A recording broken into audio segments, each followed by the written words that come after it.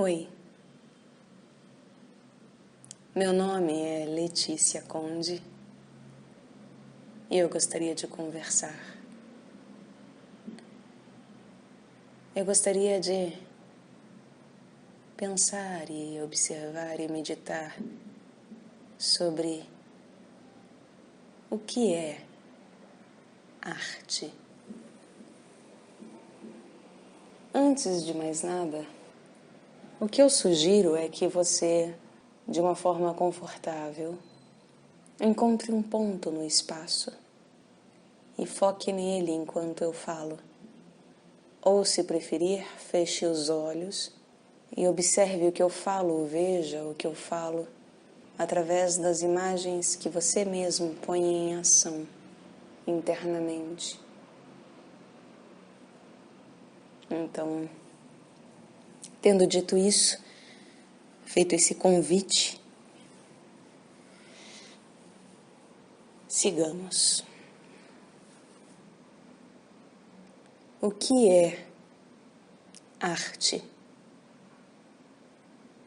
Se nós observarmos essa pergunta, primeiro em seu avesso, o que não é arte, nós podemos nos despir, ou tentar nos despir, a respeito das cristalizações que já temos em relação àquilo que é efetivamente arte.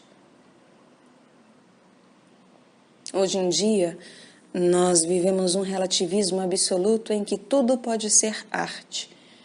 Afinal, a sua descrição se tornou uma capacidade de abstração tão grande que depende apenas do sujeito dizer que aquele objeto é arte, esquecendo que talvez o cerne da arte em si mesma seja justamente não haver ali um objeto, mas sim dois sujeitos.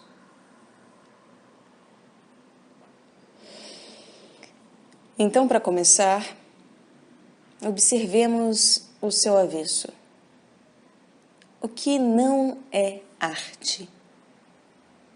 Se nós olhamos para algo que está próximo da arte hoje em dia, talvez nós possamos chegar a algum discernimento.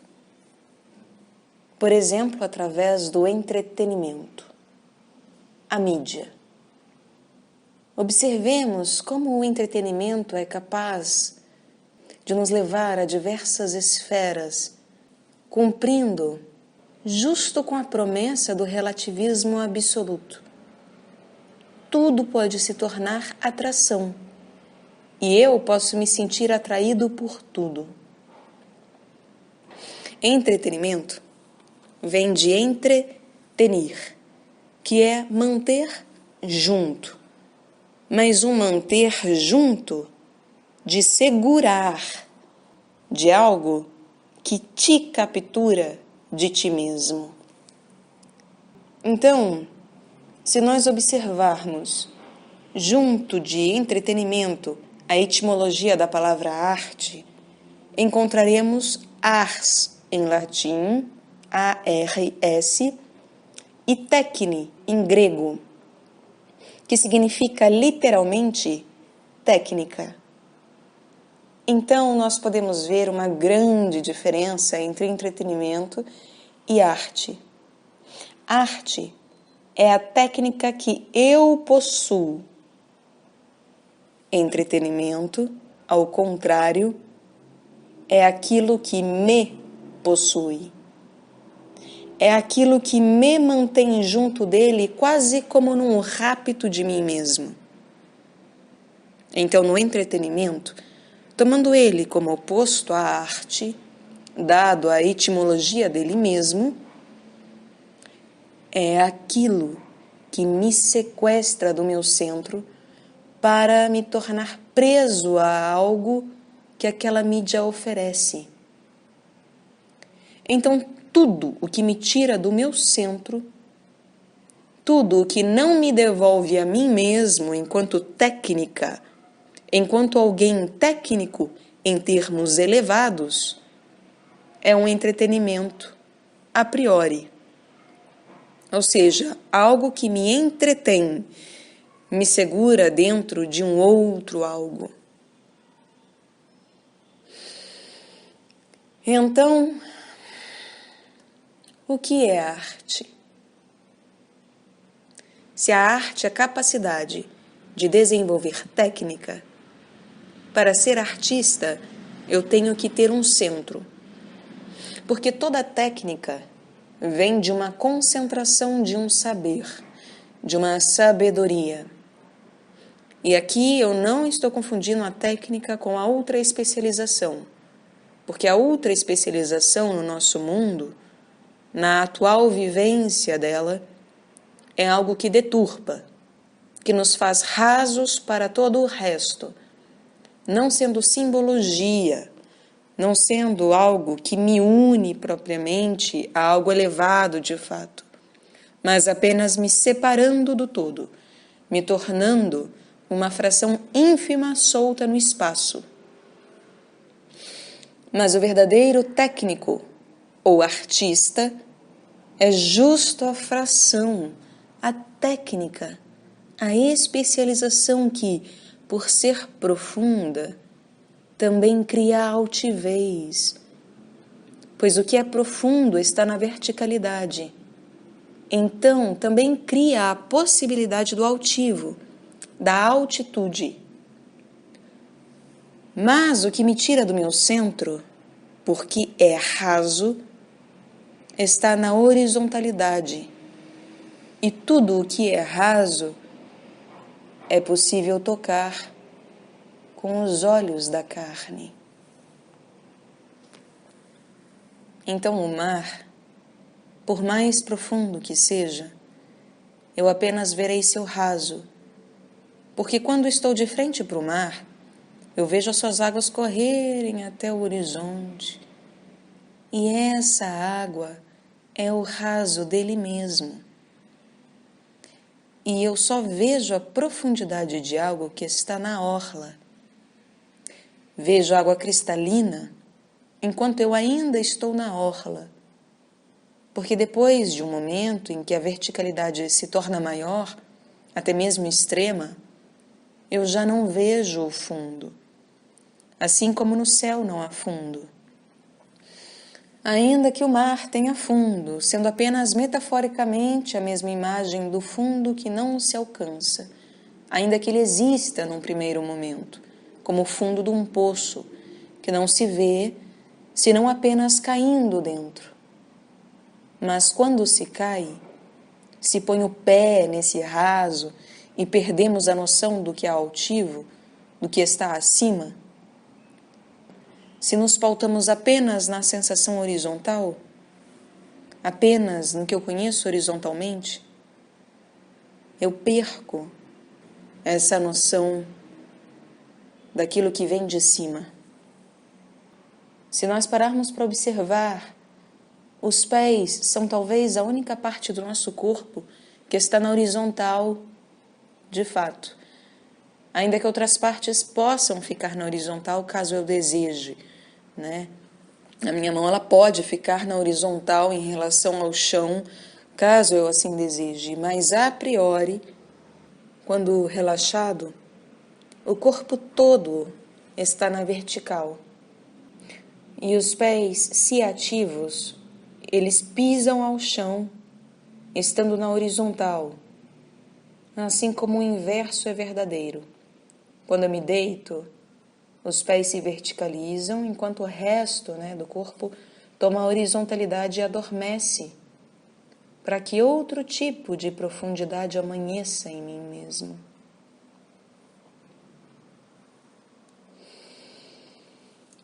Então, o que não é arte? Não é arte aquilo que justo me mantém na horizontalidade, pois a arte é a técnica que se aprofunda, pois qualquer um que tem habilidade técnica sabe que requer muito aprofundamento num conhecimento e numa prática, ou seja, na junção da teoria e da prática, por uma grande profundidade de horas, sendo que nós sabemos que a arte, inevitavelmente, provém de um profundo, de uma verticalidade, quando é arte com A maiúsculo, fazendo realmente uma distinção entre o que é arte e não arte, ao invés de supor que qualquer coisa que se faça seja arte. Porque nem tudo, aliás, a maioria das coisas que nós fazemos não são profundas realmente, né? Não são uniões de teoria com a prática e de aprofundamento em horas de lapidação daquele conhecer. Mas, basicamente, são apenas reproduções, repetições.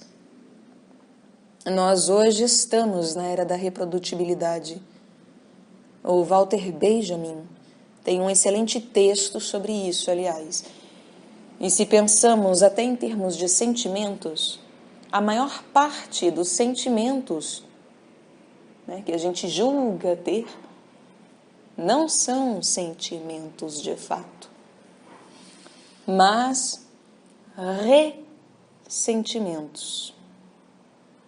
Ressentir é como reagir, é reação emocional, porque a ação, quando não é consciente e de vontade do indivíduo, quando não se tem plena consciência do fazer físico, ela é vazia, é o fazer por fazer, né? A reprodução de uma ação que eu conheci um dia.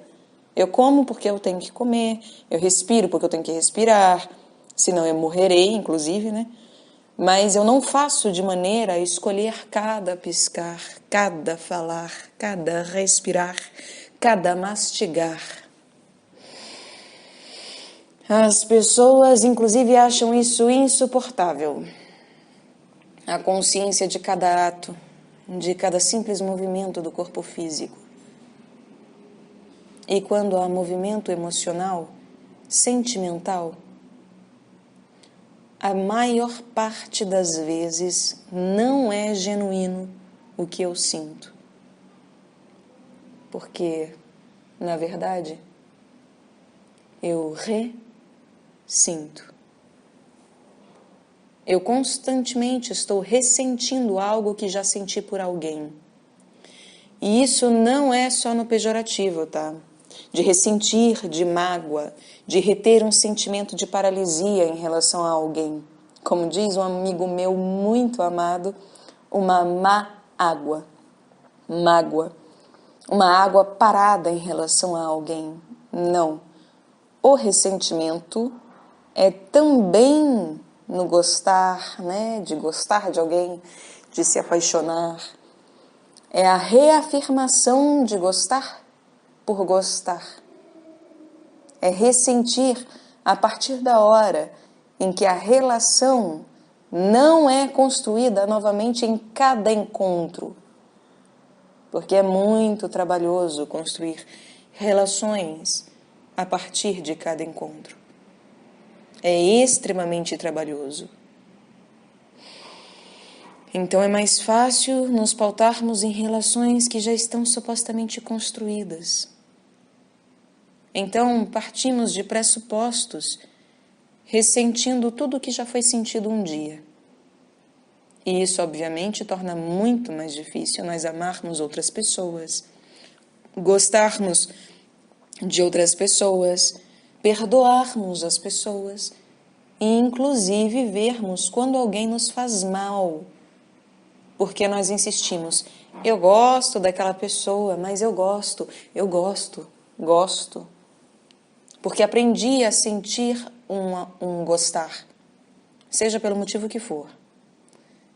Então eu passo a ressentir, a reafirmar, reagir a esse sentimento, ao invés de simplesmente ter coragem de assumir que a partir de agora eu não gosto mais daquela pessoa, porque a relação acabou. Inclusive porque o outro não quer mais construir no hoje, no agora. Quantas mulheres, né, não passam por isso? Há homens também, mas sabemos haver uma preponderância feminina em estar em relações abusivas emocionalmente. E por que continuamos nessas situações, se não pelo ressentir? E terminamos ressentidas, realmente, né, com os homens e com as coisas em geral. Em termos de grupo, isso também se dá. As ideias coletivistas de grupos, né, o ressentir porque eu, enquanto mulher preta, passo por relações de racismo. Então eu me ressinto em relação aos brancos. E aí qualquer branco que falar o meu olhar torto, eu vou ressentir o racismo pelo que passei. E isso me gerará julgamentos em que não darei a chance da pessoa me olhar torto, simplesmente porque eu passei batom na cara e não vi. Sei lá, porque tem alface no meio dos meus dentes. E não propriamente a minha cor ser o problema, mas um olhar torto em relação, talvez, a outro fator do meu físico, e não aquele ao qual eu ressinto. É claro que isso é muito complexo, né? Porque nós não temos capacidade de ver, né? Nem de neutralidade nossa em relação ao acontecimento, nem de clarividência em relação ao pensamento, uma telepatia. E aí vermos claramente que o outro, né, o que o outro pensa de fato, é outra coisa. E saber se o olhar é em relação à cor, gênero, ou se é em relação à alface no dente, algo passageiro. Ou se, inclusive, a pessoa me olhou torto porque pensou no chefe dele, não em mim. Ou se eu lembro ela da esposa, né, irmã, inimiga, sei lá, alguém que seja uma megera, suponhamos. Ou seja, se lembrou de alguém e também ressentiu, né, e por isso gerou um olhar torto, não para mim, em mim mesma, mas porque ressentiu, sentiu através de mim uma sensação lá do passado dela, que eu não tenho nada a ver com isso. Então, nós estamos ressentindo o tempo inteiro e reagindo o tempo inteiro.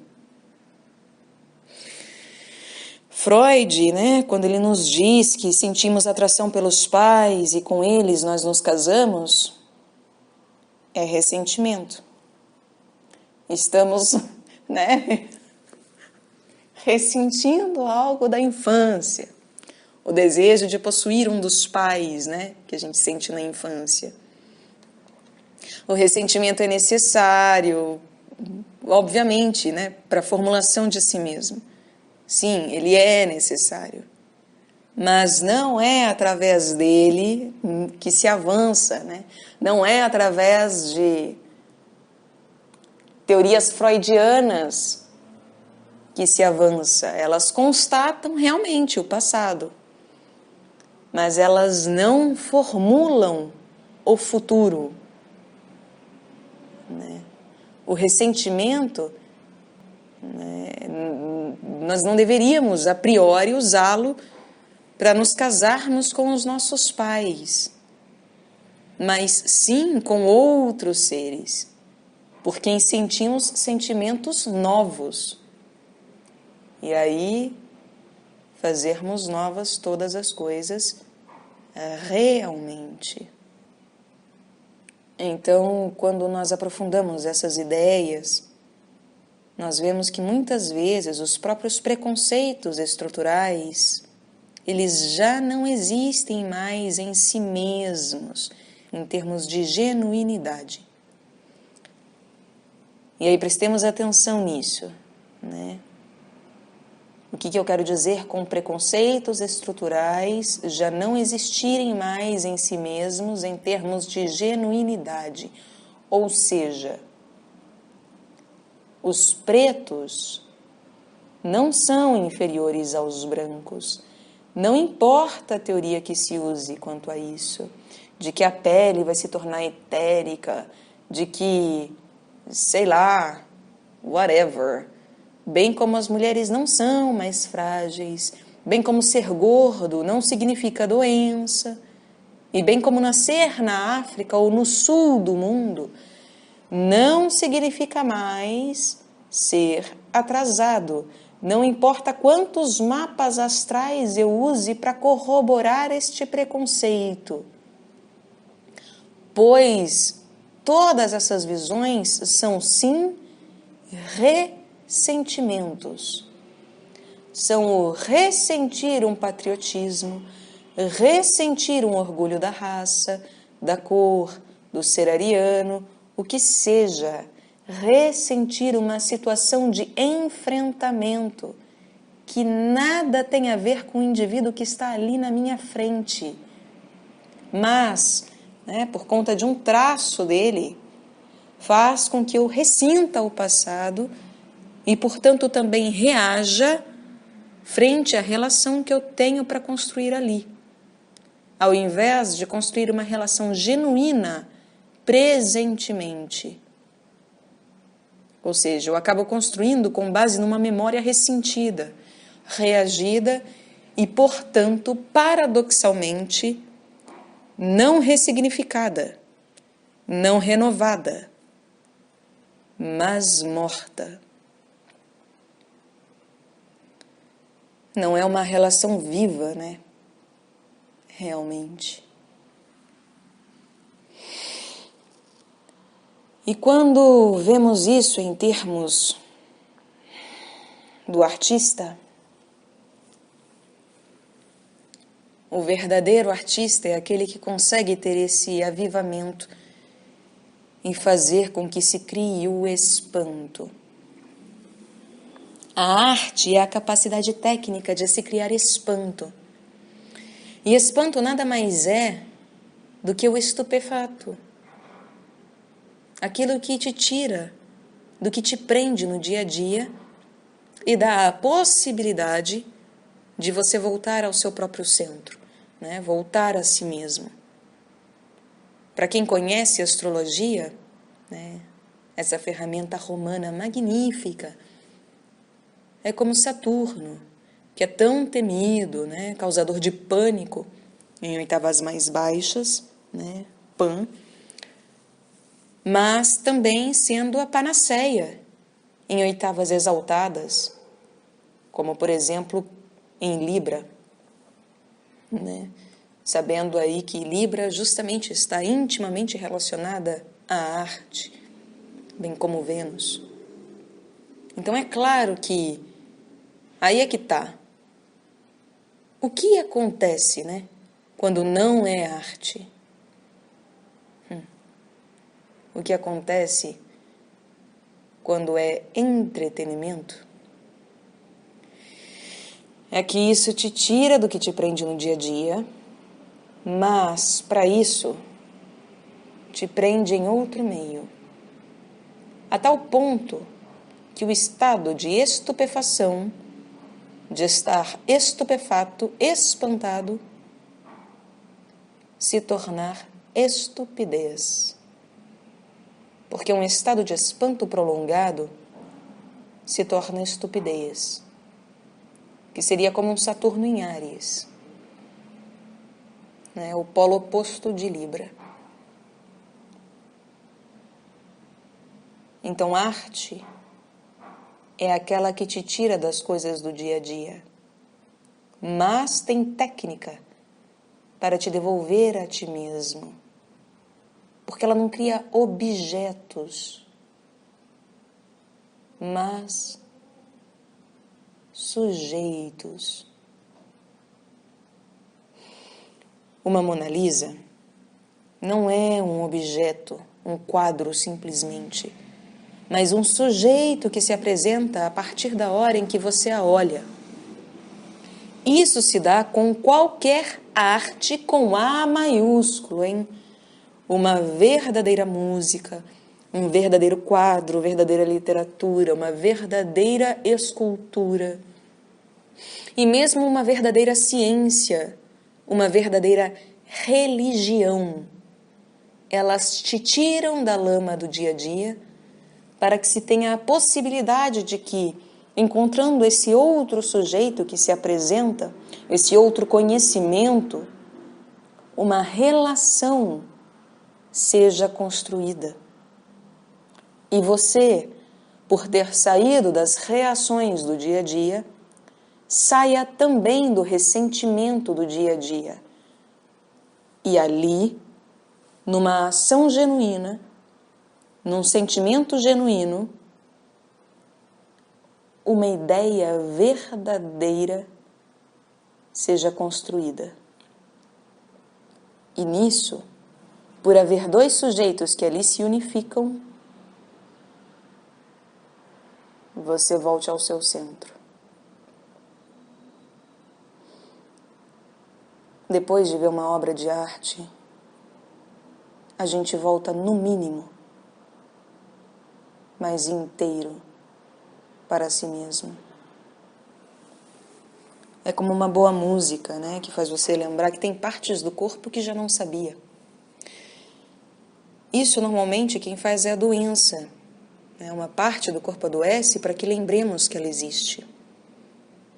A arte faz isso de maneira elevada. Por isso, que ela cura. Por isso, panaceia, que tem a mesma origem do pânico que adoenta. Pois ela faz com que você se lembre de todos os pedaços que carrega de si mesmo. Claro que dentro da capacidade de cada um e consciência de cada um, tendo um grau, de iluminação ou escuridão de si. Isso vai depender de cada um. Mas ela em si, a arte em si, é uma ferramenta, uma ponte simplesmente. Já o entretenimento, aquilo que não é arte, te rapta e não te devolve a esfera nenhuma, a ponto de te deixar estúpido. É como pisar na orla, nem areia, nem água. É um estado estúpido de entremeios. Claro que pessoas com boas intenções dirão: não, eu encontrei o equilíbrio. O equilíbrio é a orla entre a terra e a água, entre a água e o sol. Mas nós sabemos que grandes são os sofismas também para compactuar em não ser frio nem quente, nem mergulhado, nem secando ao sol, ou seja, não ser inteiro. Então fica aquela água ali dividindo meio a meio, Nem lá, nem cá. Tanto por medo de afogar, quanto por medo de secar ao sol, Medo de insolação, por assim dizer, de se queimar. Medo do risco do que significa ser e estar inteiro numa experiência. Então nós criamos dizeres falaciosos para justificar nosso lugar raso de vivência. E o entretenimento compactua com isso. As pessoas passam inclusive a julgar quem vê o entretenimento como problema. Achar que essas pessoas que veem nele problema são pessoas rasas. Afinal, se nós podemos ver profundidade em tudo, porque Deus está em tudo, então eu posso ver profundidade em qualquer coisa que eu queira. Claro, eu posso pegar um filme pornográfico e usar como exemplo para ver teorias de Freud. E acreditem, realmente dá. Dá para ver num filme pornográfico como existe um começo, meio e fim. E como os atos, aliás, as fantasias que ali ocorrem, têm relação com a infância nossa e de quem escreveu aquele filme. né? Se formos levar a um rigor extremo, justamente, óbvio que posso usar de qualquer coisa e qualquer prática para unir a qualquer teoria. Mas é preciso ter cautela, pois é justa a união de qualquer forma com qualquer conteúdo que tem criado as grandes deformações que nós hoje vemos. É preciso lembrar o tempo todo que se eu sou vivo e busco coisas elevadas, eu devo ser o exemplo de como se alimentar de coisas elevadas, ao invés de me tornar necrófilo para falar a língua dos que comem mortos. E aí, né, com base em me rebaixar para falar com os mortos ou com os que dormem, nós vemos um bando de entretenimento achando que é algo que me alimenta, quando não é qualquer coisa que eu engulo literalmente pela minha garganta que seja alimento de fato. Existem alimentos que são mortos. E quem vai levando a vida mais a sério, em termos de procurar saúde, não num pieguismo, né, de cartilha, de isso pode, isso não pode, porque mamãe mandou, o papai do céu gosta ou não gosta, mas simplesmente porque as coisas fazem bem ou fazem mal, nós passamos a selecionar o que nos entra, seja pela boca, seja pelos ouvidos, seja pelos olhos. Nós já sabemos por A mais B que qualquer alimento refinado, por exemplo, faz mal. Quer comer? Come.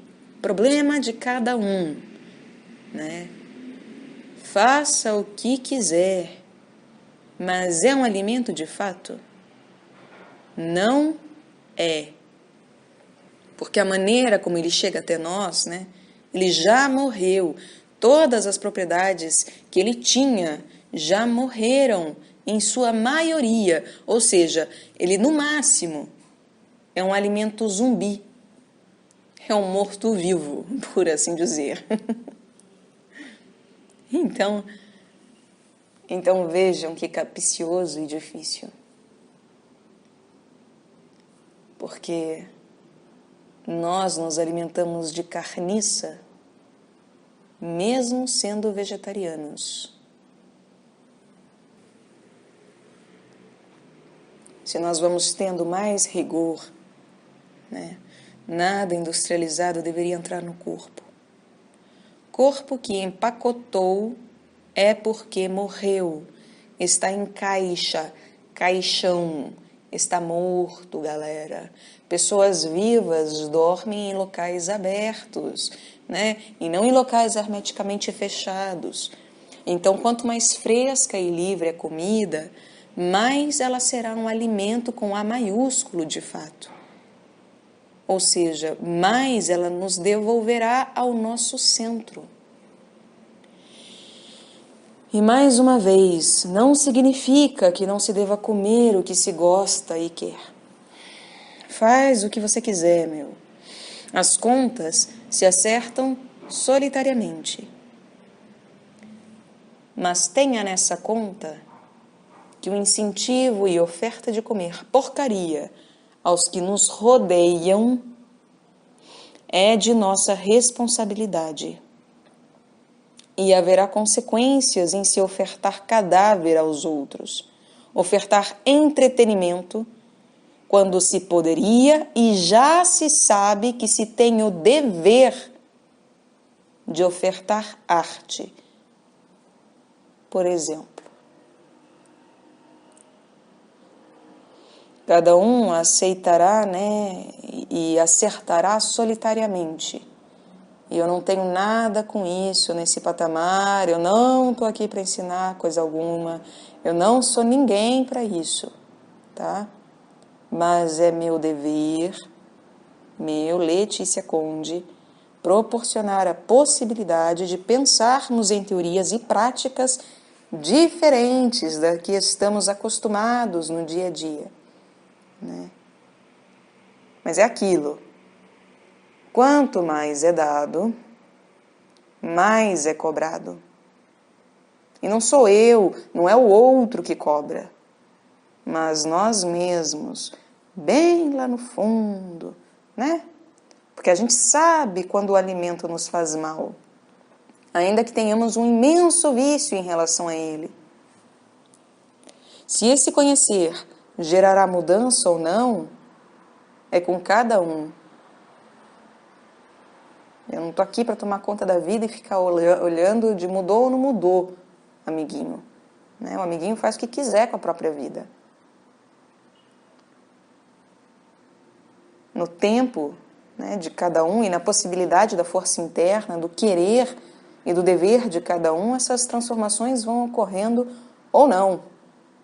Né? Não me compete julgar. Eu não estou aqui para julgar, mas apenas para renovar palavras que já foram ditas de muitas outras formas faz milênios.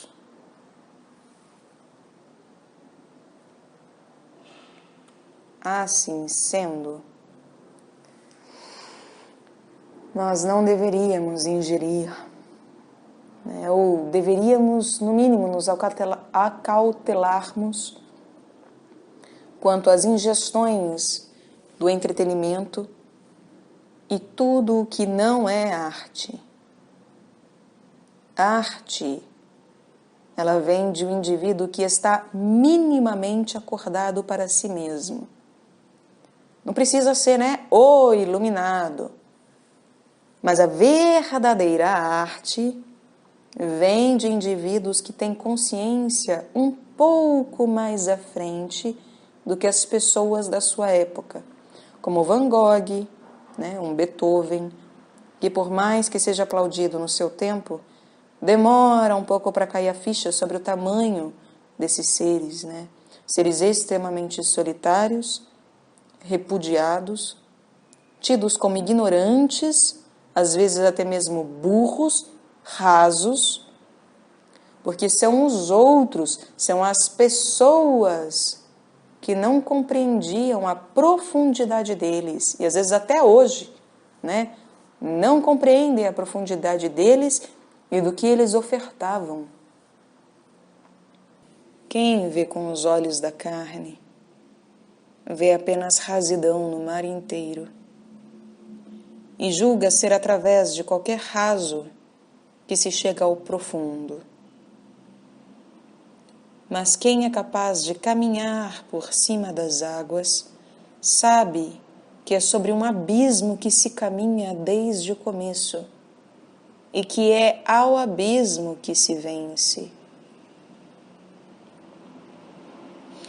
É preciso ter um tremendo respeito em relação a isso, porque isso é justamente ter consciência todo o tempo do tamanho da profundidade sobre aquilo que se caminha e se faz, de alguma forma, um verdadeiro trajeto. E mesmo quando se fala, né, vamos ver a parte positiva das coisas, vamos ver o lado profundo. Normalmente das duas uma, né? Ou ver o lado profundo daquilo que é raso.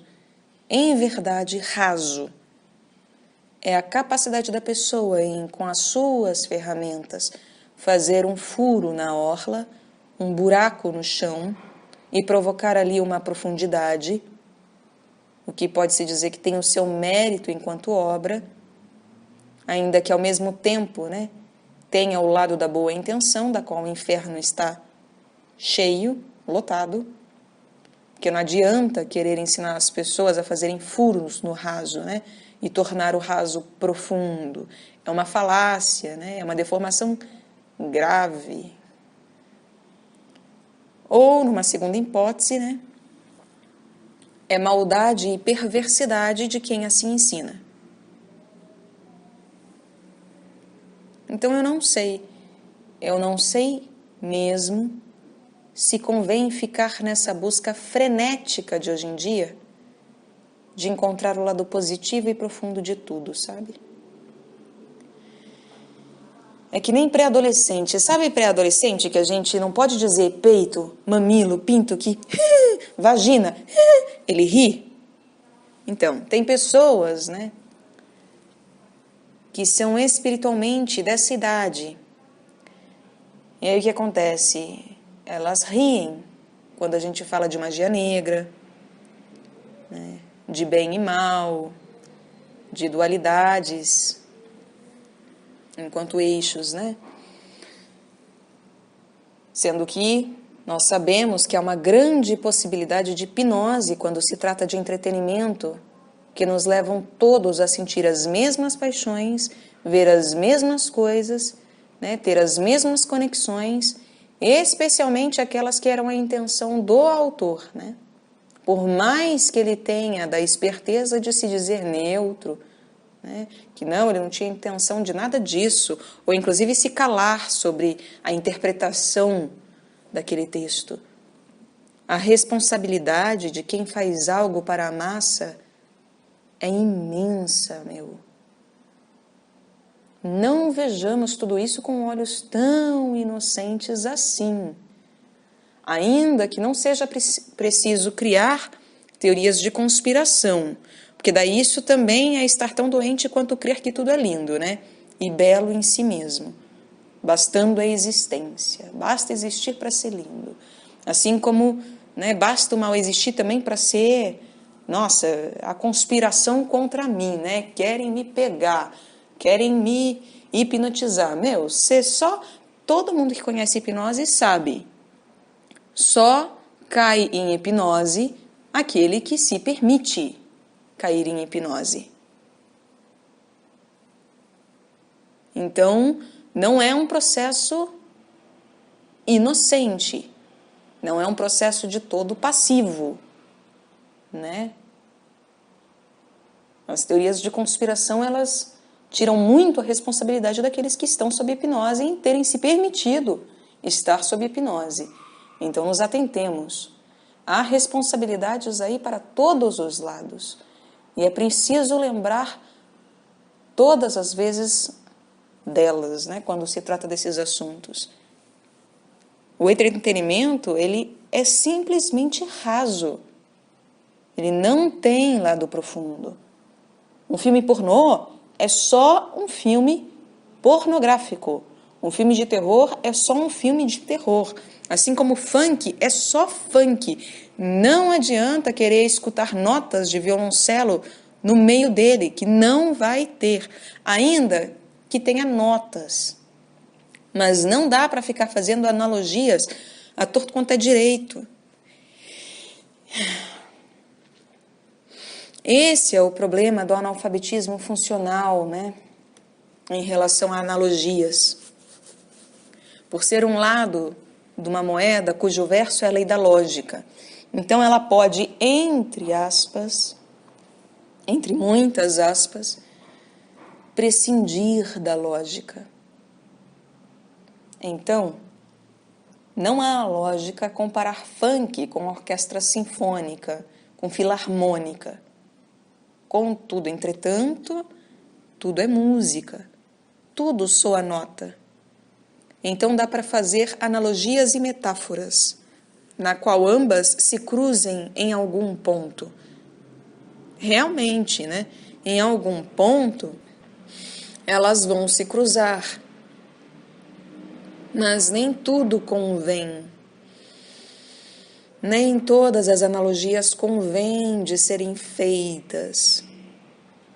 Então eu não sei, eu realmente não sei, né, se convém, por exemplo, usar de noticiários, quando nós já sabemos, quem está um pouco mais ciente, né, consciência dos fatos, não consciente, mas com a ciência dos fatos, que notícias, né, seja o jornal que for, há uma hipertendência às subjetividades deformadas e subjetividades tais que uma mesma teoria pode divergir os olhares. E aí nós podemos falar de diversidade e tal, mas no caso da mídia, a gente sabe que não é diversidade que ela visa, mas o marketing, a publicidade e venda dela mesma na propagação dessas ideias, ao inclusive contratar pessoas que sabem dar formas um pouco mais definidas aos pensamentos, para que essas ideias se propaguem, ou seja, procuram pessoas que são formas para assar o cérebro alheio e vender o bolo. Então eu não sei até onde convém pegarmos algo assim de entretenimento e ficar procurando o lado positivo disso. Como quem diz que, para olharmos o profundo, só chafurdando na merda, indo na lama, que nasce a lótus.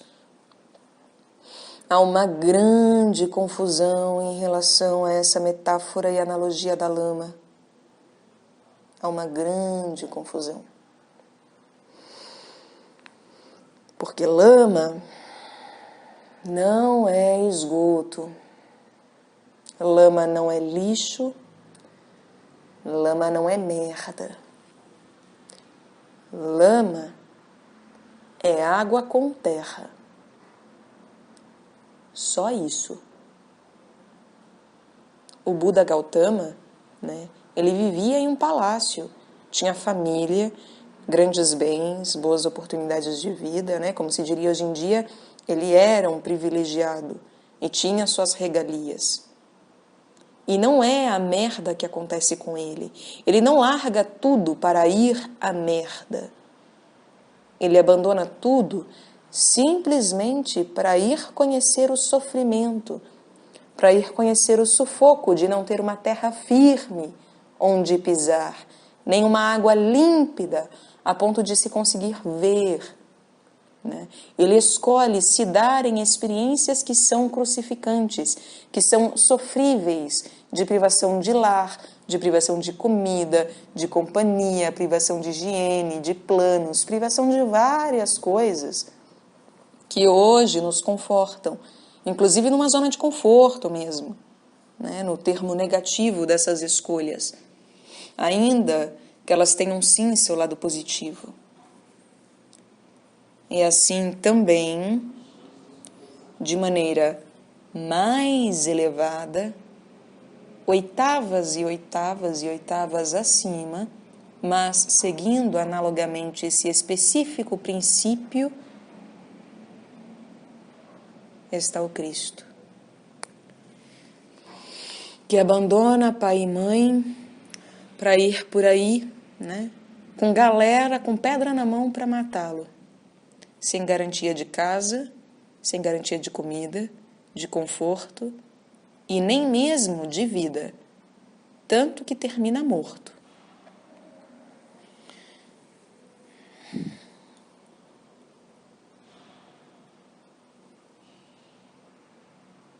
Então,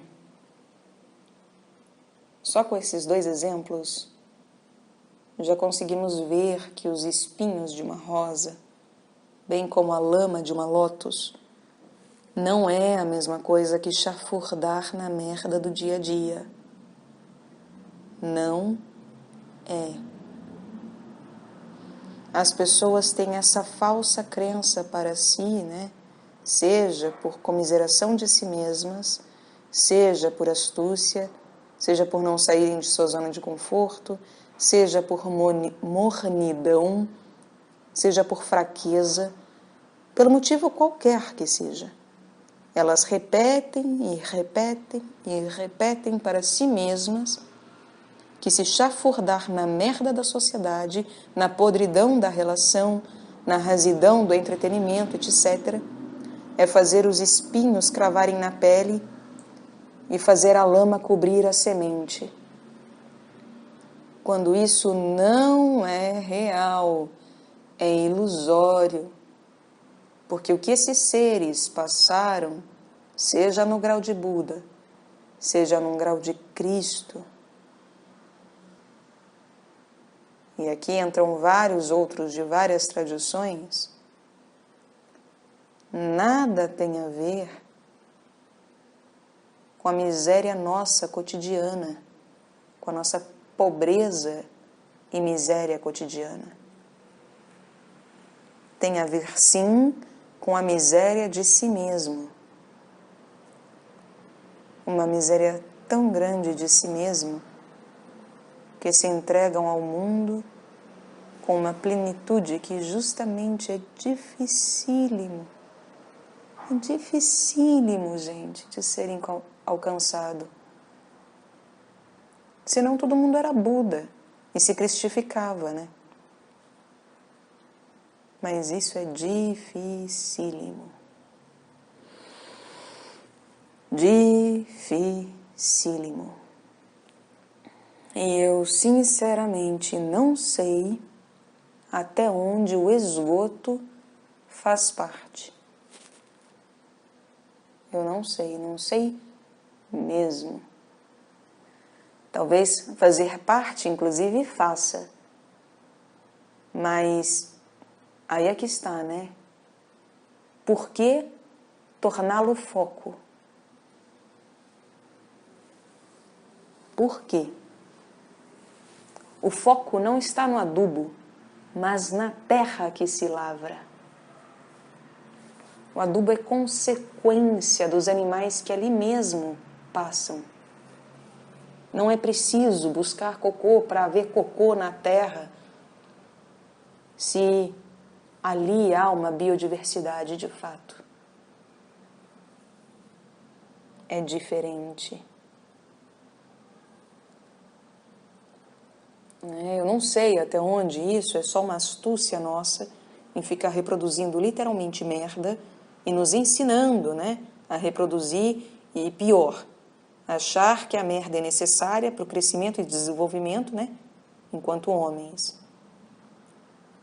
Sendo que grandes homens, como Irã Abif, ele jamais perderia seu tempo com outra coisa, senão a criação de si mesmo.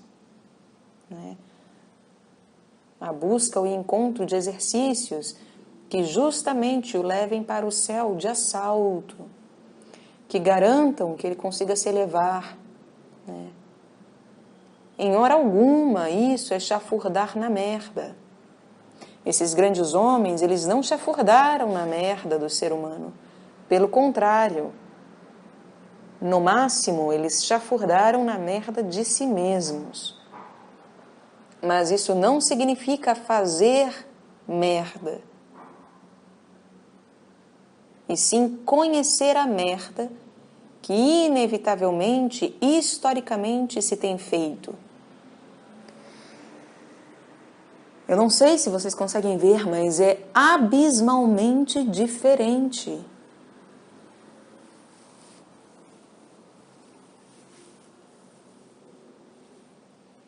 Ainda que sim, né? Eles tenham sido capazes de ver pérolas nos dentes do cachorro, isso é verdade, né? Mas quando é necessário, quando convém, porque os outros ficavam falando do morto, porque os outros ficavam falando do cachorro morto e falando de morte. Então é necessário vivificar? É, mas sabendo exatamente o que convém falar para que aquilo ganhe beleza.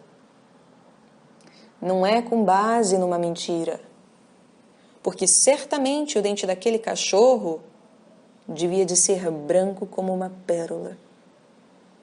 Não é como se um dente meio podre ou amarelo, né, e por falseamento Cristo falasse que era uma pérola. Ele não precisava mentir, nem falsear para ver a beleza e bondade das coisas. Inclusive na morte, né? Inclusive na tragédia. A tragédia é cheia de beleza. Vide os teatros e peças gregas. São belíssimas, titânicas, altamente eletrocutantes, cortantes, castradoras, catárticas, né, levam para a caverna, sendo que ainda assim, inegavelmente, elas são belas. Todo o caos, toda a destruição, a angústia, a obscuridade humanas estão ali e belas.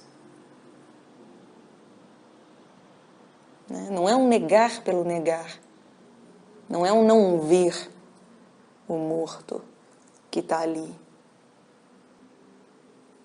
É completamente diferente de ficar procurando elevação onde só há superficialidade.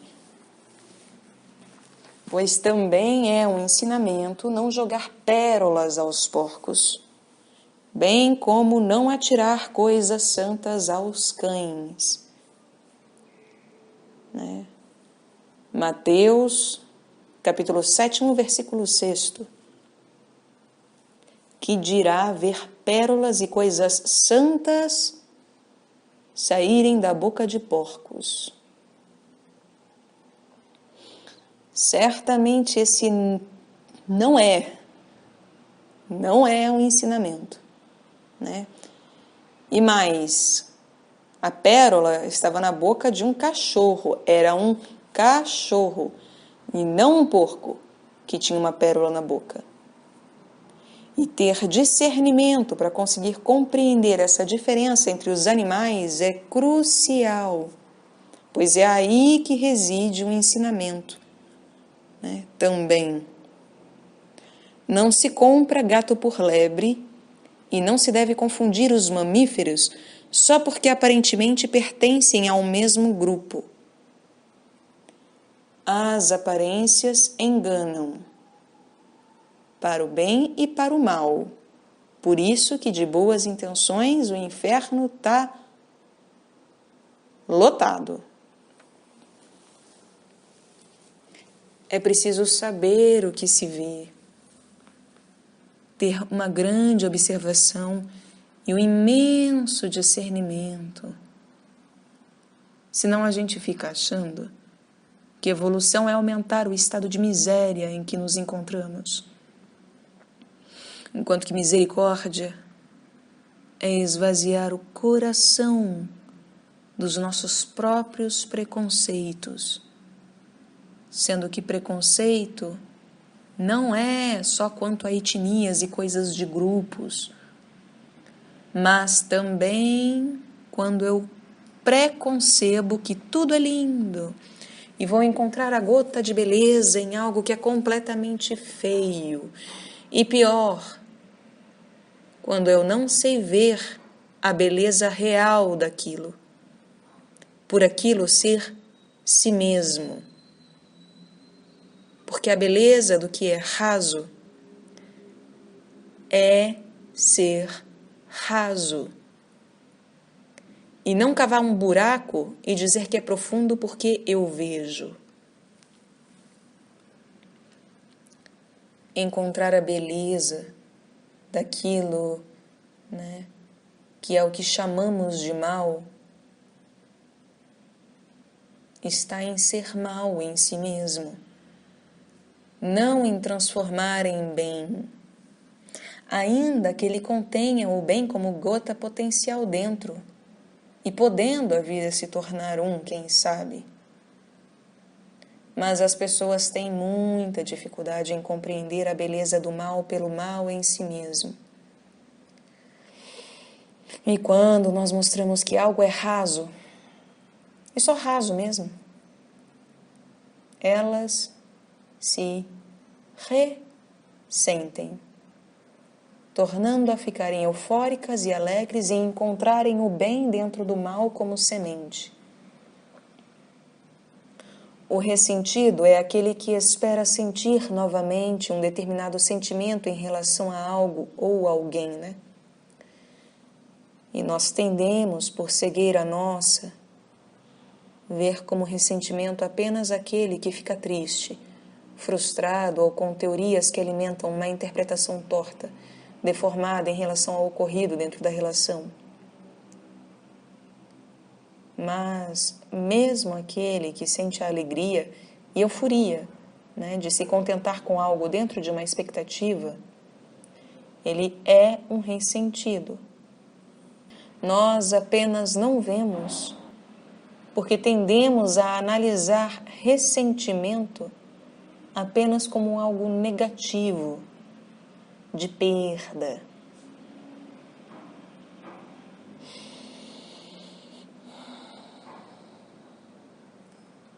O entretenimento é raso. E a partir da hora em que se interpreta como algo profundo, não se vê o fato em si. E se alguém diz que é raso, né, a gente se ressente e cava um pouco mais o buraco na orla da praia para se convencer de que, olha, é profundo sim, eu vejo. É claro que o que é profundo para uns pode ser raso para outros.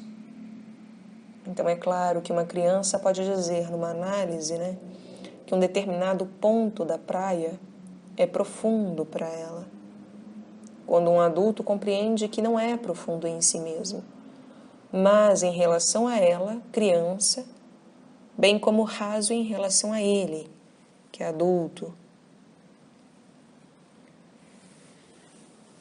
E aí surge uma outra questão, né?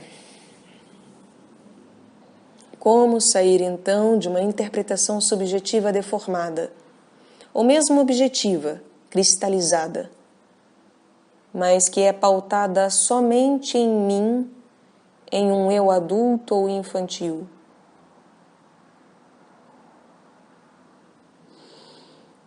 A saída talvez seja através dos outros. É como observarmos uma personagem somente pela sua gênese e nisso dizer se o texto é profundo ou raso, sem vermos, né, as personagens e todos os atos ao redor.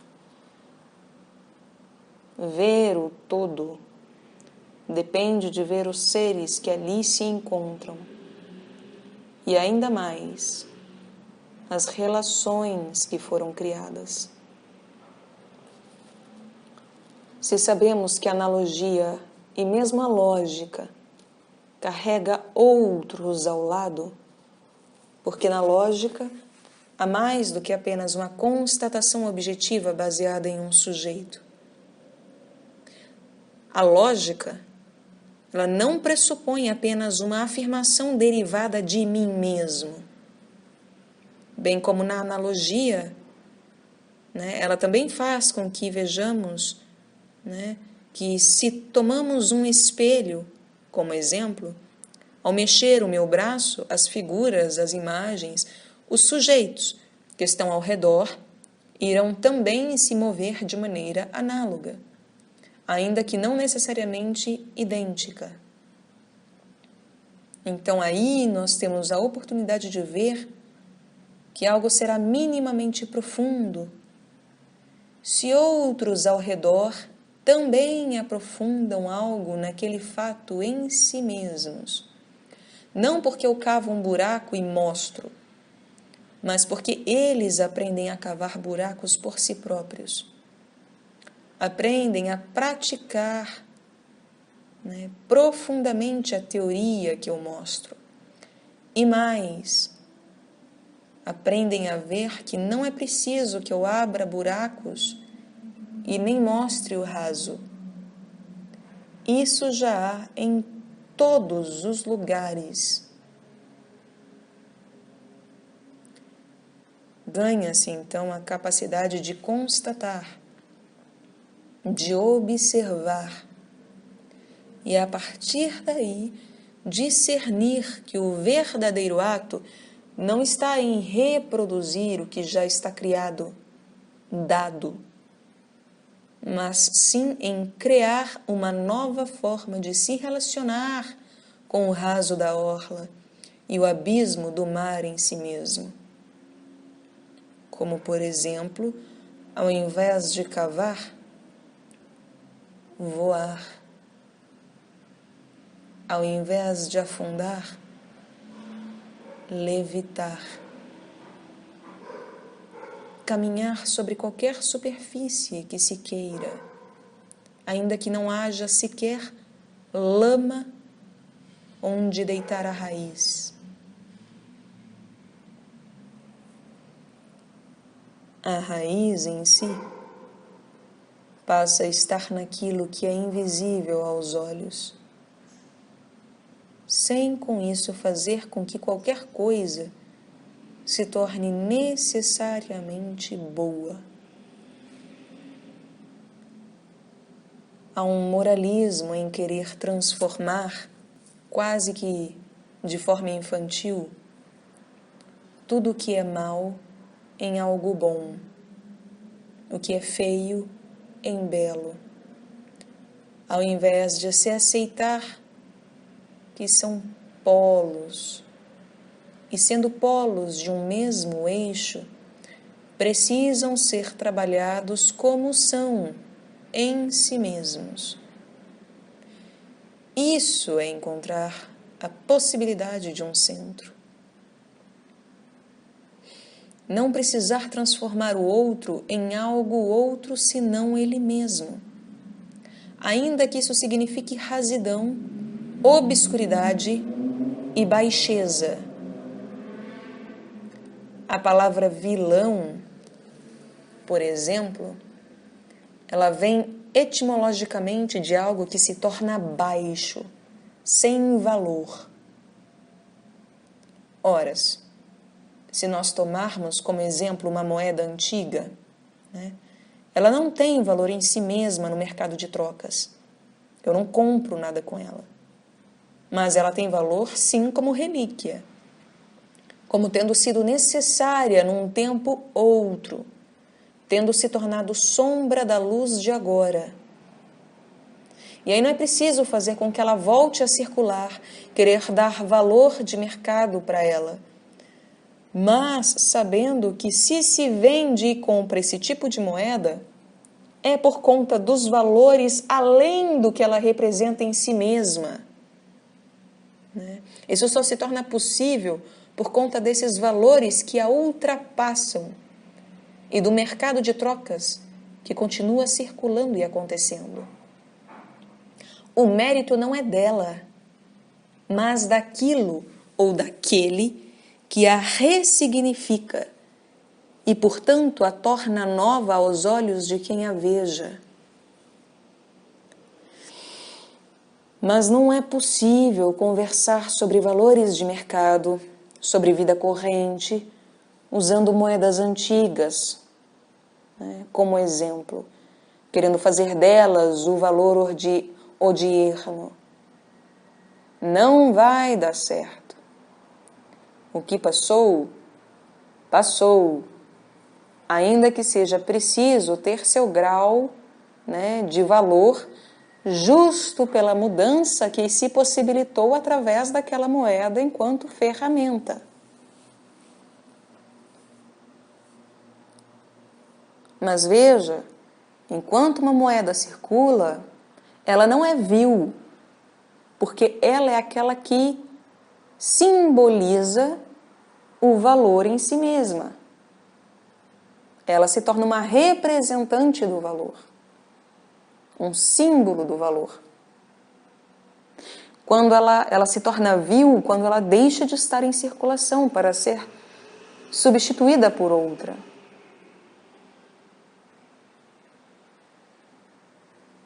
Quando nós acreditamos muito no entretenimento, nós podemos observar que ele compõe a cultura, né?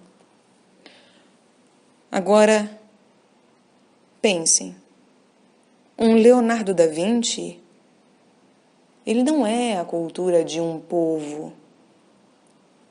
Um Shakespeare não é a cultura de um povo.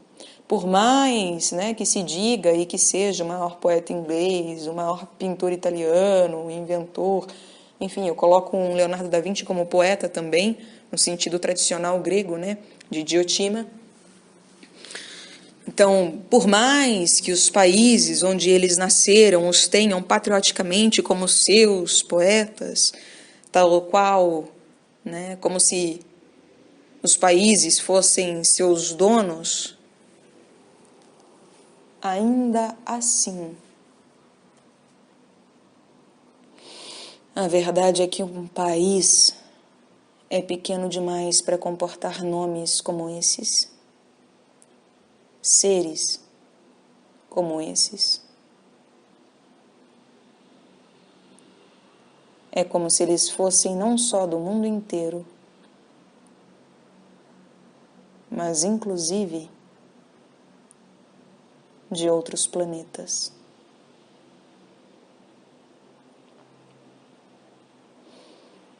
É como se fosse pequeno e eles pertencerem só à Terra, só à Inglaterra, ou uma cidadezinha onde nasceram. A cultura, por outro lado, ela é pontual. Cultura daqui, cultura de lá, de um bairro, de uma periferia, cultura de uma cor, de uma etnia. E aí acabou aquele povo, acaba aquela cultura, né? Aquele jeito de fazer e pensar, por assim dizer. Né? Mas um Shakespeare, ele pode nascer e morrer quantas vezes ele quiser. Ele nunca vai acabar. Um Shakespeare é eterno, né? E não porque ele se torna um nome na materialidade, porque os nomes passam. Shakespeare também irá passar,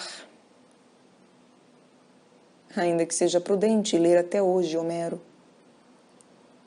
Mas ainda assim, tudo o que esses seres construíram vai continuar sendo construído por outras pessoas, individualmente, porque a técnica vai sendo passada para frente e vai elevando cada um que a recebe como dom, como graça, como dádiva celeste.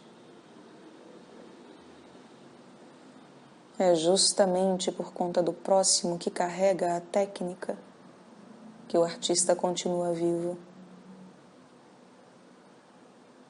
Ele ama o próximo como a si mesmo, em todas as extensões do termo. Ele ama em cada palavra, em cada pincelada, em cada tela, em cada nota, em cada pedra, em cada bater de martelo.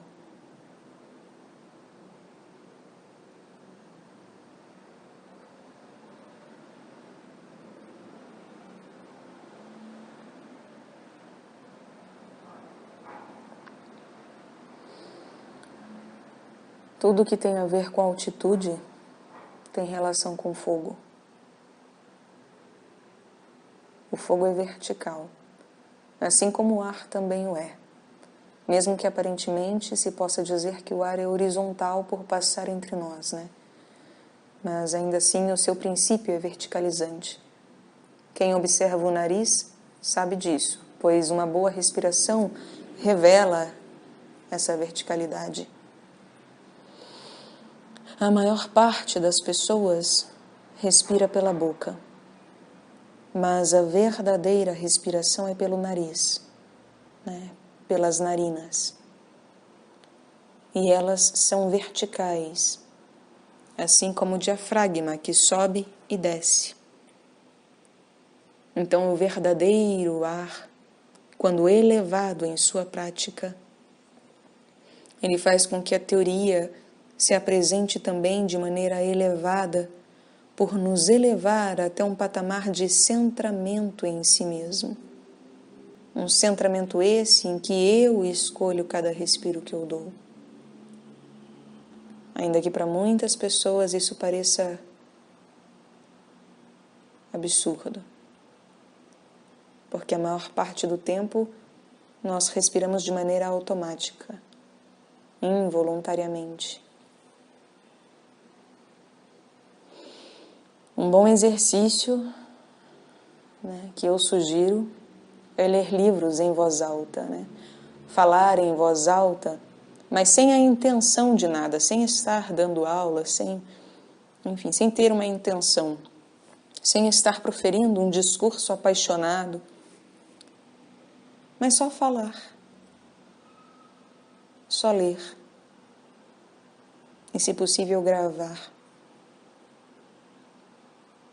Nós vamos vendo que a maior parte dos erros, se não todos, que se comete, tem a ver com a inconsciência do respirar. E quanto mais se quer ser assertivo no que se fala, no sentido de ter uma fala limpa e não ter que se corrigir em uma palavra que se tropeça, ou em uma oração, numa entonação ou uma conotação errada que se dá, isso só se melhora se aprendemos a respirar.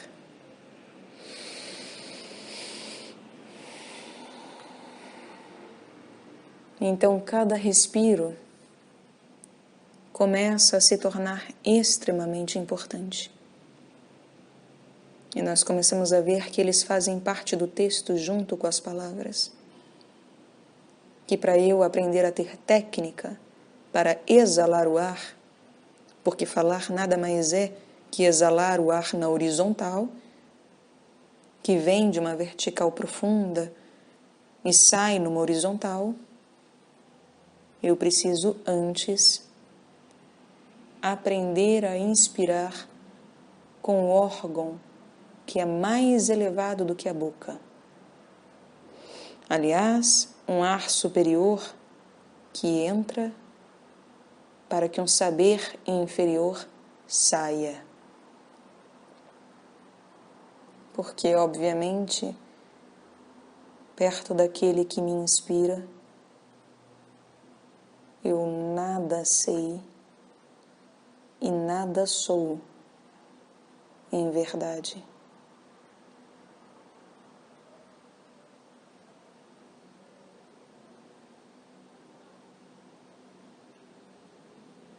Perto do silêncio que me penetra, meu dizer nada é, senão vãs palavras.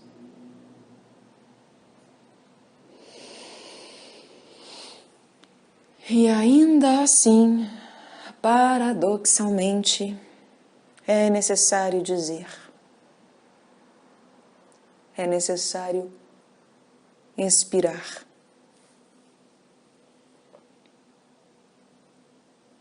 Se observarmos aquilo que é raso, veremos que é também infinito. Pois se observarmos o infinito, a foto da galáxia, por exemplo, é quase como se ela fosse chata. Por isso a ideia da Terra plana, ela não existe à toa, ainda que seja assim falsa, porque a Terra é redonda.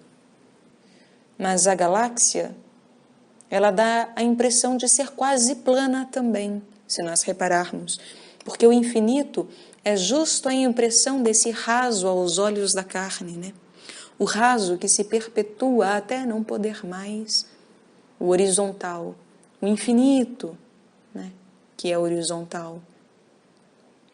Assim como o eterno é vertical, aprofundando ao elevar. Talvez um dia a gente, inclusive, venha descobrir que a galáxia também não é essa ideia que nós temos em foto, de que é como um rastro de planetas e luzes, como uma nuvem que se estendeu de forma achatadamente espiralar. Talvez um dia venhamos a acordar para uma realidade esférica da galáxia também.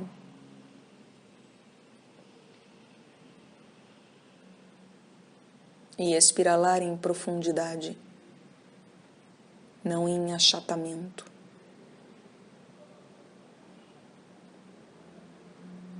Tudo aquilo que é esférico possui um centro.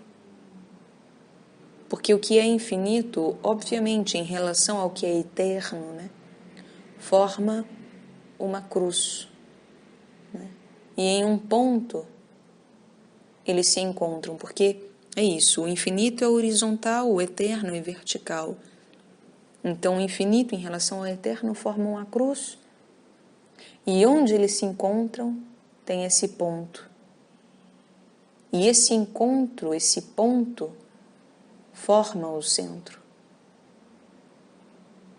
Então, para quem passa pela cruz, para quem passa pelo encontro do profundo e elevado, né, do profundo e do elevado, com o infinito e o raso, superficial, em termos não só pejorativos, mas também bons, né, no sentido de que é necessário e belo, né, sendo no raso que se coloca os bebês, os girinos, os peixes.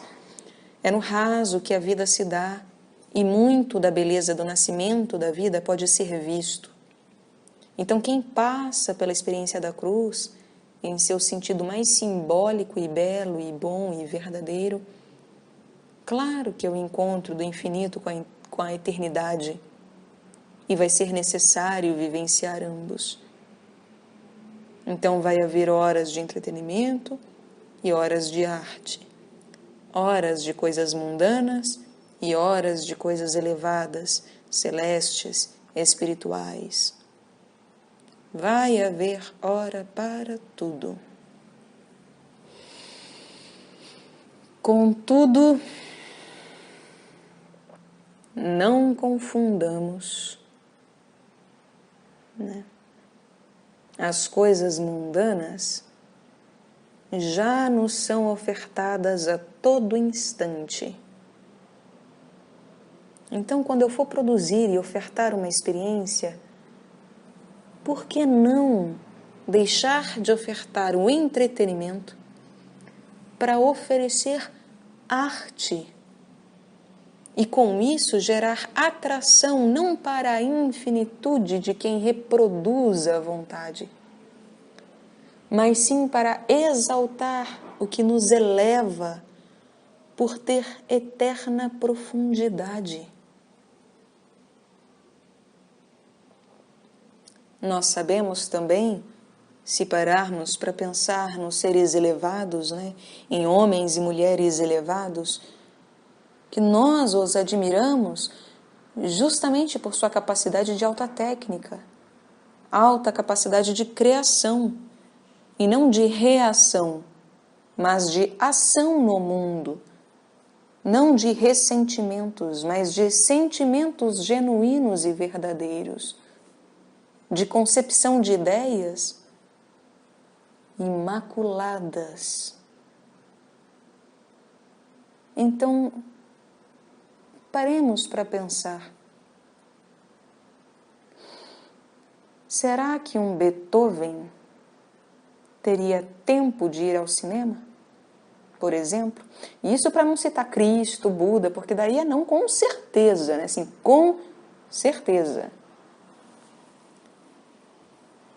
Mas, é claro, né? Um Beethoven, assim como um Cristo e um Buda, eu penso, pode ser inocência minha, mas que se fossem, um Beethoven, por exemplo, estaria somente pensando em quê? Na música. Um Buda em quê? Na iluminação. Um Cristo em quê? Na cura, na ressurreição. E não vendo o filme propriamente, né? O cinema seria apenas um pano de fundo, um local em que ninguém fosse incomodá-los, por exemplo, né? Apesar de hoje todos buzinarem na orelha mesmo com o filme na tela e o som no talo, né? Enfim. Mas se nós pensamos num Fernando Pessoa, ele não saía da casa dele quase. Uma Emily Dickinson, ela não saía do quarto. Um Leonardo da Vinci. O Leonardo da Vinci, aos 30 anos, chegou a escrever que já havia perdido tempo demais. E aí é aquela coisa, né? Meu Deus! Se um Leonardo da Vinci, aos 30 anos, perdeu tempo demais, o que eu tenho feito da vida então? O que nós estamos fazendo? Perdendo mais e mais tempo. Porque isso não é se livrar do tempo. Pelo contrário, não o perca. Porque tempo tem a ver com cronos, que tem a ver com Pan. São figuras que estão relacionadas, arquétipos que estão relacionados em relação de oitavas. E Pan, ele assustava quem andava pela floresta desatento, inconsciente, de maneira involuntária. Se nós perdemos tempo, Pan com certeza irá assustar-nos. Será que um Shakespeare, né, teria tempo de ouvir qualquer coisa que fosse da moda, que fosse da cultura? Olha, eu duvido mesmo. Porque eram seres ocupados demais em servir através de um serviço próprio. Não porque fossem vaidosos, ainda que isso não signifique que não houvesse vaidade envolvida. Não eram perfeitos, a não ser Cristo, mas isso é algo à parte, né? Aí tomando somente aqueles que não são Deus. Ainda. Porque, sim, seremos deuses. Está inclusive na Bíblia. E todas as tradições nos trazem isso. Porém, não sendo ainda perfeitos, né, há vaidade envolvida. Mas não era apenas vaidade e egocentrismo. Mas eram pessoas que queriam genuinamente deixar algo maior para a humanidade. Porque elas sabiam, elas olhavam para tudo. Basta a gente parar e olhar para tudo que a gente vai ver. Que tudo é reprodutibilidade. Tudo é reação, ressentimento e reprodução. E olha, eu estou aqui falando de 500 anos atrás. Imagina hoje em dia, né? O quanto nós não necessitamos urgentemente de seres tão elevados quanto. Urgentemente. Que eles tenham piedade e desçam à terra para realmente fazer novas todas as coisas em conjunto. Seguir o exemplo máximo que nos legou Cristo Jesus. Porque é sobre isso que se trata. Sobre renovar essa reprodutibilidade vazia que nos cerca e nos afoga na merda, e a gente ainda jura que é lama ou que é espinho da rosa que um dia vai ser desabrochada.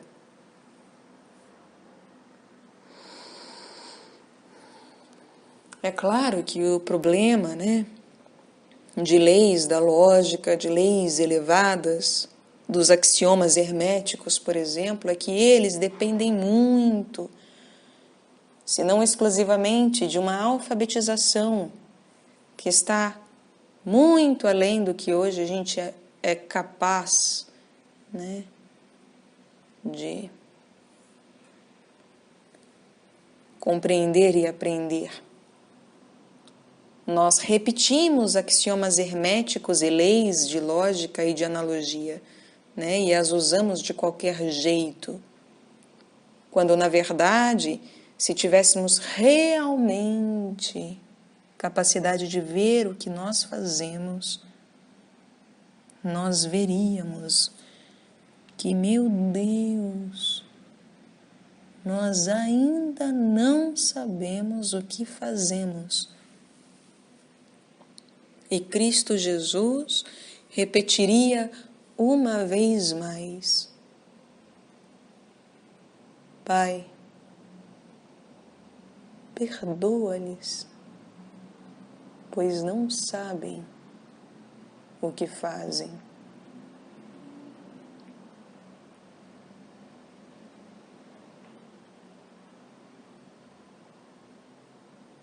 Lucas, capítulo 23, versículo 34.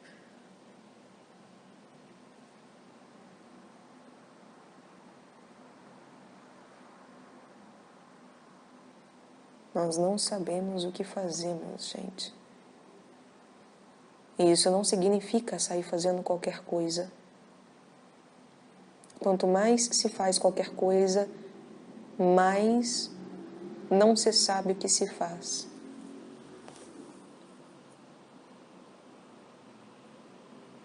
Nós compactuamos com astúcias, né? E usamos da analogia e da lógica como saídas fáceis, né? Como quem diz, assim como em cima e embaixo, para justificar que se o profundo é sombras, se o fundo do mar é pressão a ponto de implodir, ser obscuro e quase não haver vida, então tudo bem eu crer que Deus está morto e sair explodindo tudo, porque afinal, se profundidade é implosão, o que será o elevado senão o seu oposto, explosão? E aí fica acreditando em Big Bang, né? E recorrendo a leis de lógica e analogia, que são puros sofismas, por conta de um analfabetismo funcional nosso em relação aos axiomas que são verdadeiros de maneira muito mais profunda do que nós temos capacidade de compreender e apreender no atual estado e momento. Nós começamos a usá-los para analisar qualquer coisa e dizer sandices, né? E eu não pretendo com isso fazer um julgamento. Isso não é uma corte e uma sentença de nenhuma forma, mas apenas um apontamento, porque nós estamos muito cegos e usamos da nossa ignorância para justificar e continuar reproduzindo cegueira, reagindo, ressentindo, reproduzindo mais do mesmo e se convencendo que esse mais do mesmo é elevação do ser, quando não é. Não é. Porque elevar-se tem a ver com técnica, tem a ver com arte, com propriedade técnica, que é ciência. Passa pela ciência, assim como ela sendo conhecimento, passa antes pela religião. A religião que nada mais é do que a aceitação, simplesmente. Porque é preciso primeiro aceitar, né, as coisas serem como são, para depois parar de aceitar, para querer conhecer propriamente. Ou seja, tomar ciência por si mesmo. E se olharmos a sério, nós não estamos ainda num patamar de ciência de fato, apesar de toda a ciência que falsamente existe de uma técnica rasa e não elevada. Ainda que a técnica elevada na ciência haja, porque há a ciência elevada, né? Que é a ciência esotérica, por exemplo. Então, há uma medicina de um Paracelso extremamente elevada. Uma ciência extremamente elevada como os alquimistas. Enfim, várias tradições e suas escolas, suas sabedorias milenares. Mas para grande parte da população, essas coisas ainda são desconhecidas. Ou mesmo quando se está em um estudo desses, ainda assim são muitas vezes rasamente conhecidas. Então aquilo que se aceitava enquanto tradição, né, a religião, passa-se ao conhecimento em termos de tomar ciência em si mesmo daquilo que era passivamente aceito. E ainda haverá um momento em que essa ciência será consciência, será uma ciência conjunta, que é o que possibilita a arte. Não é propriamente a religião que religa. A religião é a ligação natural que já há sendo reproduzida, ou seja, é a reprodução da ligação natural que já existe. Mas a arte enquanto ponte, enquanto ferramenta que apresenta um sujeito ao outro e presentifica o eu através do tu que se criou com forças internas de algum criador, de algum homem criador, a arte, ela realmente religa no sentido de elevar, de inovar e nos devolver ao centro de nós mesmos.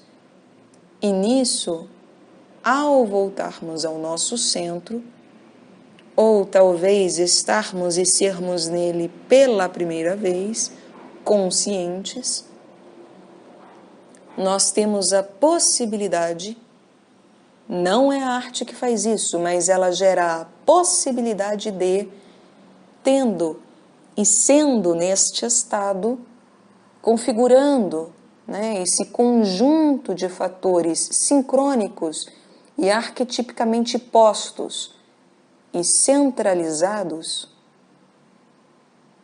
de, com isso, se abrir uma brecha para que o milagre aconteça, para que Deus apareça e Cristo nos fale.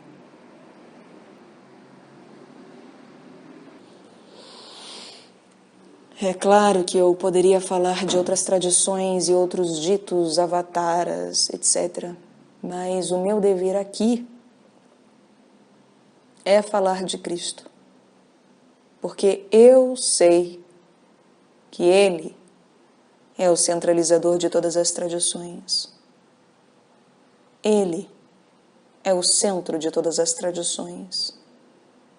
Ainda que em cada tradição a gente vai encontrar um ser que reflita Ele, que represente Ele, uma possibilidade de faceta dele em cada tradição, através de cada ser, de cada mestre espiritual que existiu em cada tradição. E aí cada um irá identificar esse arquétipo dependendo do seu grau de consciência. E tudo bem existirem facetas e se acreditar nelas. Mas o maior grau possível de ser alcançado hoje, do face a face, é através do Filho e do Pai. Ou seja, não é sequer somente através do Cristo, mas do Pai Cristo, pois que são um só, em verdade.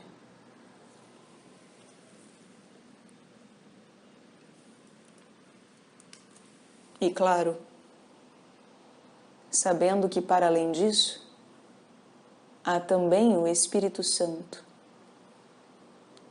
que é aquela forma, aquele ser que está preparado para se unir a esses seres mais elevados.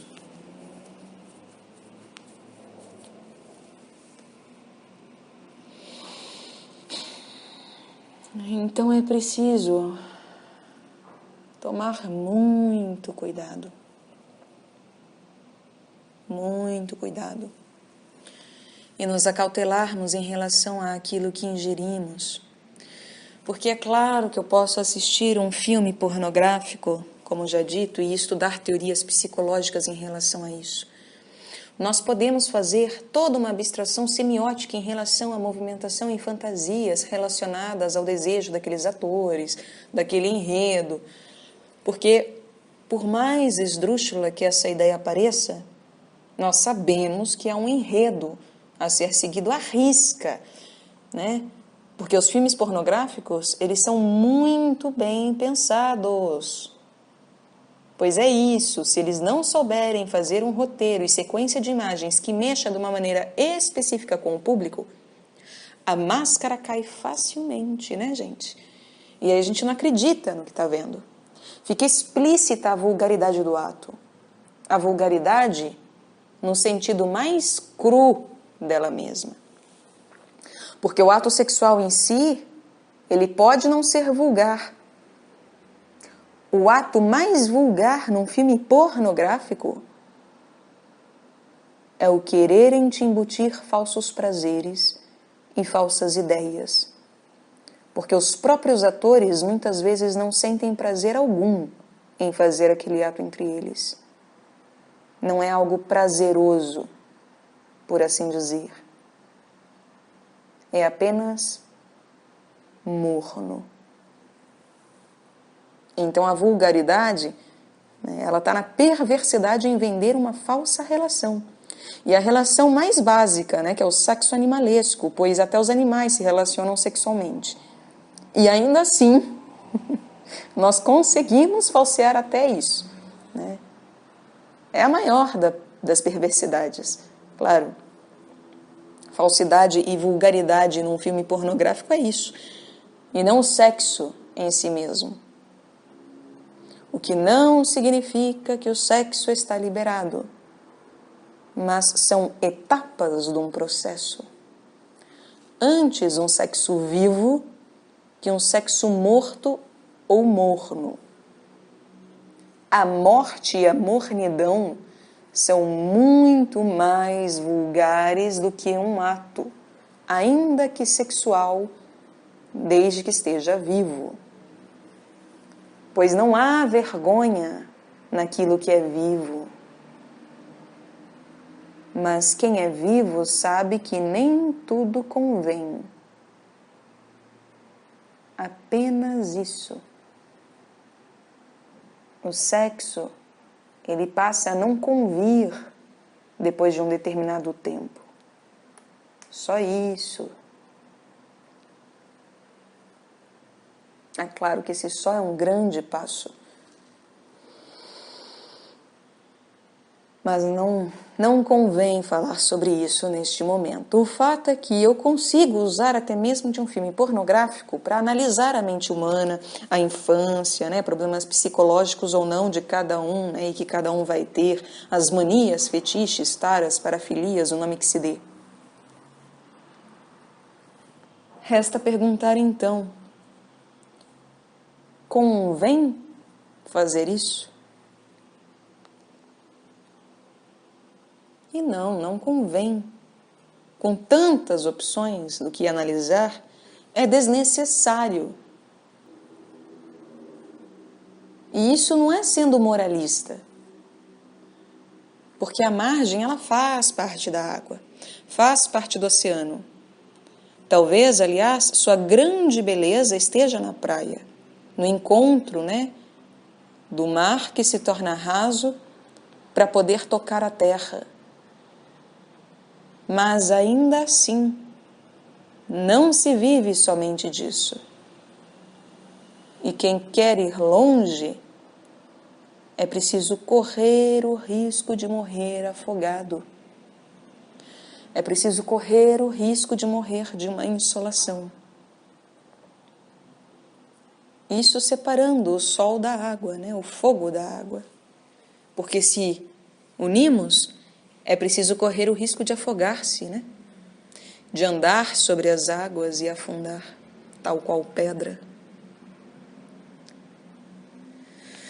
Mas ainda assim é preciso primeiro estar num barco, navegar, uma hora se despir desse barco, descer dele e ver que andar sobre o mar é caminhar sobre o abismo com as próprias asas.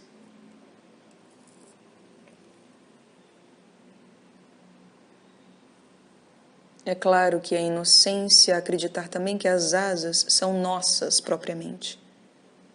Mas um dia elas serão, pois nos são dadas. Foram feitas para que nos sejam genuinamente dadas se nós quisermos construir uma relação com elas. Fortalecer os músculos nessa caminhada, nesse bater de asas. Senão, é igual Darwin, né? Igual ele escreveu. Elas atrofiam. Quem não usa determinado músculo, atrofia. Bem como determinado órgão. E como pássaros que não usam as asas, nós deixamos de voar um dia. Então as asas não são nossas, mas nos foram dadas para que sejam apropriadas por nós. E apropriadas no sentido mais elevado do termo, de tornar próprio, tornar de uso privado, ou seja, tornar de uso do indivíduo algo que é comum a todos. Todos têm a potencialidade de ter asas, mas poucos realizam o trabalho técnico de se apropriarem dessa ferramenta de fato.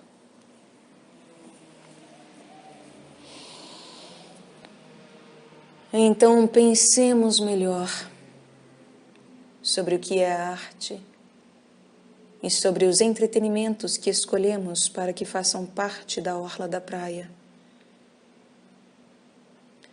Que saibamos ter sabedoria em relação a ambos e, principalmente, que aprendamos a observar e discernir um do outro e saber quando convém cada um.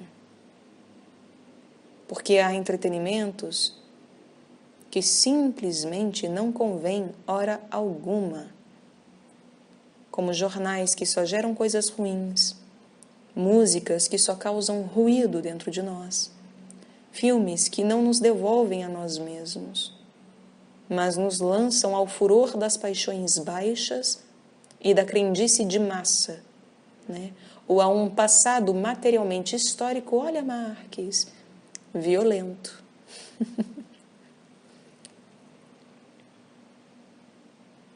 Então,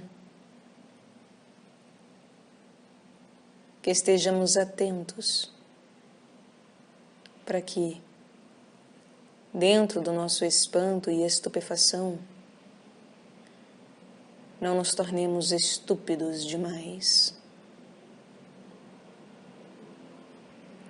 Sabendo que faz parte da estupidez também crer que a asa é própria, né? Ela é para a apropriação, mas ela não é própria do indivíduo. Não somos super-homens, mas podemos nos tornar seres que levitam, que voam e que fazem coisas que hoje a nossa imaginação, inclusive, duvida.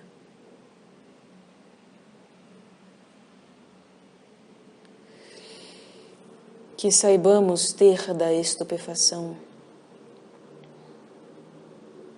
e que o espanto, acima de tudo, seja na horizontal ou na vertical, nos devolva ao ponto em que nos vejamos realmente postos entre essas duas instâncias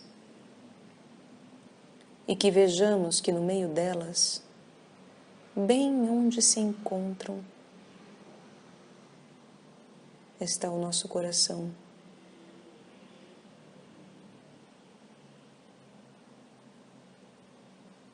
Que nós o ouçamos